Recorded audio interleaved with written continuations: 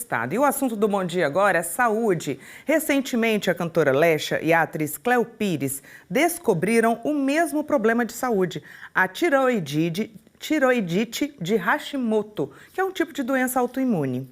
Paulo Ricardo Sobral está com uma médica e vai contar um pouco mais para a gente entender o que é essa doença, o que ela pode fazer com as pessoas que a têm. Sobral, explica tudo para a gente com a médica. Bom dia para você, boa quarta. Bom dia, Aurélio. Bom dia, Fabiola. Bom dia para você que nos assiste. Começo logo pedindo desculpa a todos. Já foi perceptível que eu tô com a voz falhando. Percebi agora quando cheguei para trabalhar. Mas a gente segue firme aqui para passar informações sobre essa doença que também atinge essa área de garganta, né? A tireoidite, como a gente já falou aí, é uma doença autoimune. Significa que é quando o nosso próprio corpo ataca, a própria defesa do nosso corpo ataca uma outra parte do corpo ou deixa de ter defesas suficientes para isso. É uma condição que essas atrizes, essas artistas vão viver para o resto da vida, né? Mas é possível ter esse controle e é sobre esse assunto que a gente vai falar com a doutora Luzaneri Cruz, que é endocrinologista. Muito obrigado pela participação aqui no Bom Dia Espírito Santo. Doutora, espero que a senhora consiga me ouvir bem. Vamos falar primeiro sobre doença autoimune, né? Essa especificamente, a tireoidite de Hashimoto, né? Por que é que ela acontece? Bom dia. Bom dia, muito obrigada pelo convite.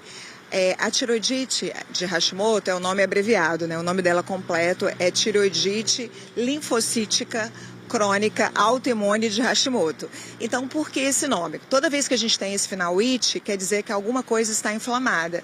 Nesse caso, a inflamação é uma tireoidite, uma inflamação da tireoide, que é uma glândula que está na frente do pescoço e parece uma borboleta. Ela é linfocítica porque tem umas células no nosso corpo que são os linfócitos que começam a produzir anticorpos, né? E a imunidade somos nós mesmos que criamos por alguma determinação genética. Então tem um padrão familiar. Algumas famílias têm tireoidite de Hashimoto. Às vezes a pessoa consegue identificar um evento gatilho. O que eu estou dizendo? Às vezes tem uma imunidade que está tranquila, quieta, e tem, por exemplo, o Covid. A gente teve tireoidite depois do Covid. Então tem um evento ali que engatilha o processo.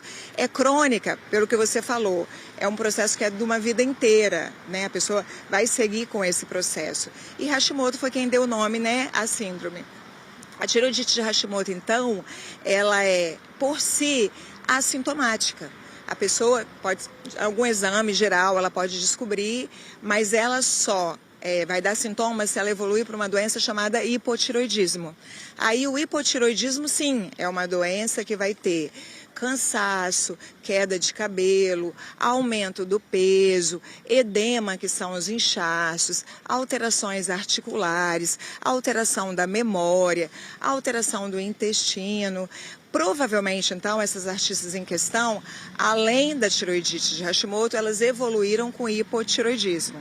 Era essa a minha dúvida, doutora. No caso, como a gente fala que é uma doença crônica, que elas vão viver com essa condição para sempre, elas vão precisar tomar algum tipo de medicação, fazer algum tipo de tratamento para essa convivência, ou só se desenvolver o hipotireoidismo, esses outros sintomas que acontecem justamente com ele?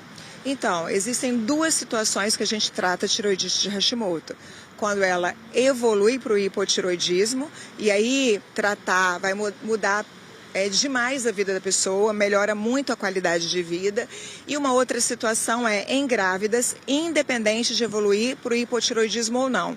Por quê? Porque a ciência provou que esses anticorpos na gravidez podem levar a trabalho de parto prematuro e podem levar até perda fetal.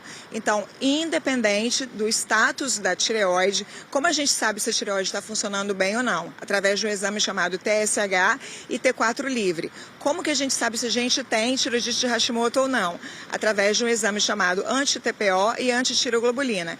Então, mesmo que o TSH e o T4 livres sejam normais, então eu não tenho o hipotireoidismo, mas se eu estou grávida e eu tenho o TPO alto e a tireoglobulina alta, eu vou tratar pelo risco da perda fetal. Doutora, sempre que a gente fala sobre alguma doença, principalmente uma doença que é nova, que não é muito conhecida, a gente tem um compromisso aqui no Bom Dia Espírito Santo, né, que é um jornal de serviço, falar onde as pessoas conseguem esse diagnóstico. Por exemplo, todos esses exames que a senhora falou de diagnóstico, eles são oferecidos pela rede pública, uma pessoa ao ter de repente um sintoma como esse e ir numa unidade básica de saúde, ela consegue ser encaminhada para esses exames? ela consegue. Esses exames são exames básicos. A pessoa vai, por exemplo, ao médico de família e se queixa, olha, eu tenho me sentindo muito cansado, gostaria de avaliar minha tireoide, consegue pedir todos esses 4 exames básicos da avaliação que eu falei, que é o TSH, o T4 livre, o anti-TPO, o anti-tiroglobulina e até mesmo o ultrassom, porque às vezes a gente palpando a tireoide pode ver irregularidade, tem vezes porque a tireoidite pode levar a nódulo de tireoide. No serviço público também, se procurar, por exemplo, o clínico geral ou o ginecologista, às vezes um cardiologista, que é a pessoa que acompanha, às vezes o geriatra, são médicos que podem pedir esse exame. E principalmente as grávidas, esses exames entraram agora, né, quando você vai fazer um pré-natal, de pouco tempo para cá, não é uma prática antiga, é uma prática recente, esses exames entraram para triagens de grávidas, tanto no serviço público quanto no serviço particular. Muito obrigado pelos esclarecimentos aqui no Bom Dia Espírito Santo. A gente conversou com a doutora Luzanelli Cruz, que é endocrinologista. Então tá aí, gente, a porta de entrada para esse diagnóstico, de uma forma geral para a população, são as unidades básicas de saúde que ficam em todos os bairros, aqui da Grande Vitória e também do interior. Eu volto com vocês aí no estúdio. Muito obrigado, Paulo Ricardo Sobral, pelas informações, também a médica pelos esclarecimentos dessa condição de saúde aí que tem surgido e ficado cada vez mais em voga. A inflamação da tireoide